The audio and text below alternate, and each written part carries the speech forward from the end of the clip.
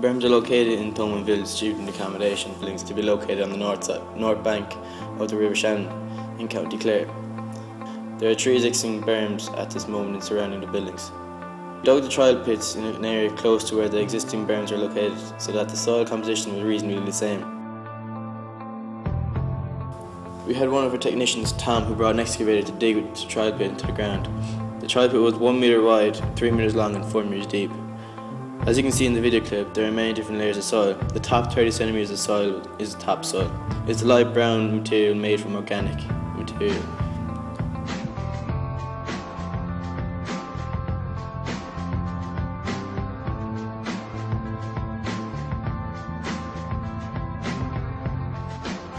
From 0.3 metre to half a metre in depth, the soil changes to a darker brown. But from inspection, the soil is still made from organic material. From a half a metre onwards, the soil begins to change to a grey colour and is composed of sandy material.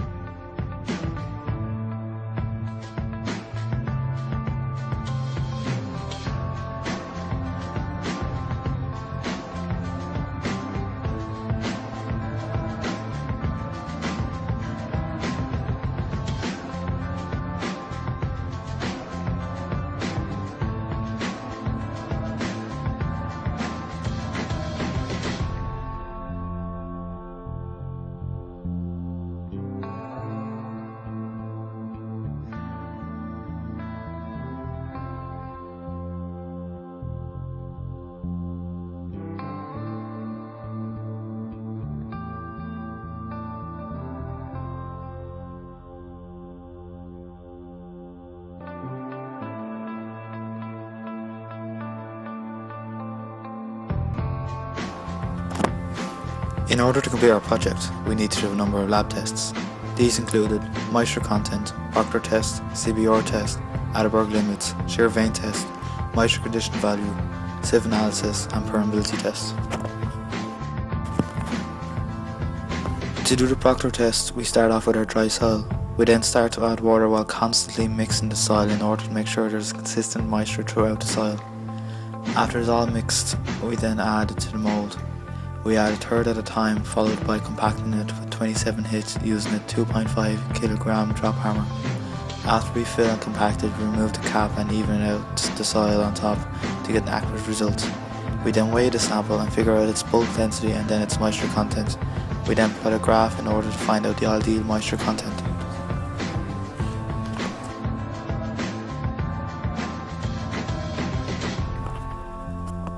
To do the CBR test, we use the same procedure as the Proctor test to fill the mould, but instead of using the 2.5 kilogram hammer, we used a 4.5 kilogram drop hammer and dropped it 62 times. We use the results from the Proctor test to get the ideal moisture value for the soil to do the test. We then put the sample into a RAM device that will apply a constant velocity to the soil sample. It then read the force that the soil was able to resist.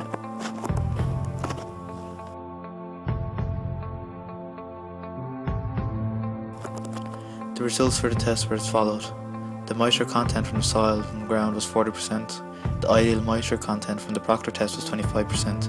In the CBR test, the 2.5mm penetration was 15.25 kilonewtons and the penetration force was 25.5 kilonewtons for a depth of 5mm. The Atterberg liquid limit value was 39%. The Atterberg plastic limit value was 22.4%. The shear vein test results were 34 kilopascals and 52 kilopascals. Our final berm design was chosen for the features which reduce the detrimental effects of seepage. Under high hydraulic gradients, seeping water can cause internal erosion from the dam, ultimately resulting in the catastrophic failure of the berm. A gradient of 3:1 for the slope was chosen for aesthetic purposes. The minimum gradient we could have used would have been 2:1, which would conserve material and space around the berm, but we chose the more gentle gradient in order to support vegetation on the slope and to create a more aesthetically pleasing structure. The impervious central core reduces the volume of seepage through the dam. Nearly all the total pressure head is lost in the core. As the foundation soil is more permeable than the soil, within the berm, the core is extended below ground to a depth of 2.5 metres underground, forming a grout curtain. This prevents piping occurring under the dam, which is where erosion creates voids and channels under the dam through which water will flow. Should this piping reach the berm, it will result in failure of the berm. The layers in the core will be 75mm thick and will be well compacted by compaction equipment to ensure there is minimal voids between cores. The rock toe is required for the stability of the berm as well as to drain the downstream section. The sand filter on the rock toe is required to keep seepage entirely within the dam, as water seeping onto the downstream slope would cause the gradual erosion of the slope. It is important for pores in the filter are small enough to stop particles being drained away from the adjacent soil in the berm, but coarse enough to allow seepage flow to pass through the filter, preventing the build-up of high hydraulic gradients. The importance of controlling seepage from the downstream section is emphasised by the case study of the Teton Dam in Idaho, USA. It suffered catastrophic failure in 1976. Failure was caused by seepage through one of the abutments on the downstream slope. There was only 2 hours between a leak being noticed and failure occurring, causing extensive flooding with a total cost of approximately $1 billion. The drain on the downstream slope acts as an interceptor to keep the downstream slope in an unsaturated state. There is also stone pitching on the upstream face to protect the berm from erosion by the water when flooding occurs. That do it? Yep.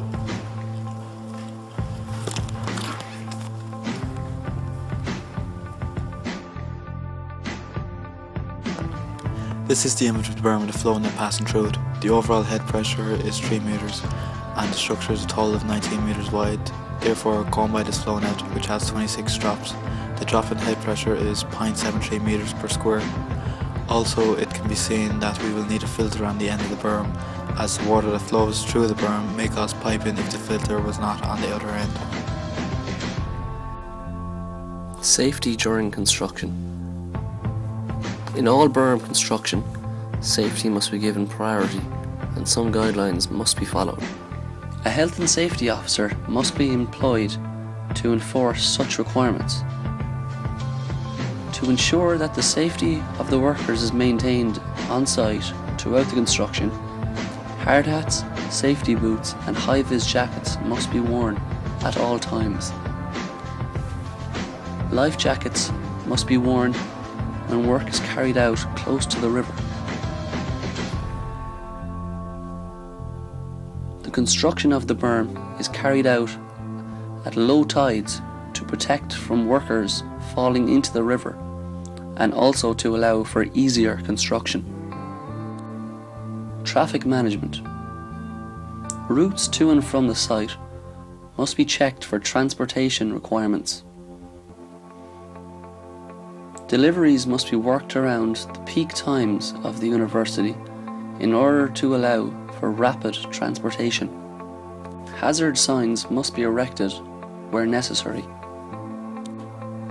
Site security is important to protect equipment, but also to protect the safety to the injury of an intruder. Site security measures include the following.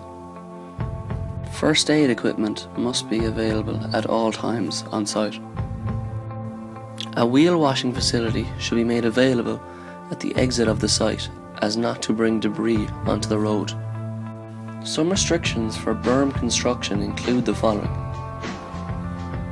The construction of earth berms should be restricted to not exceed a height of 5 meters from stream bed to finished crest level.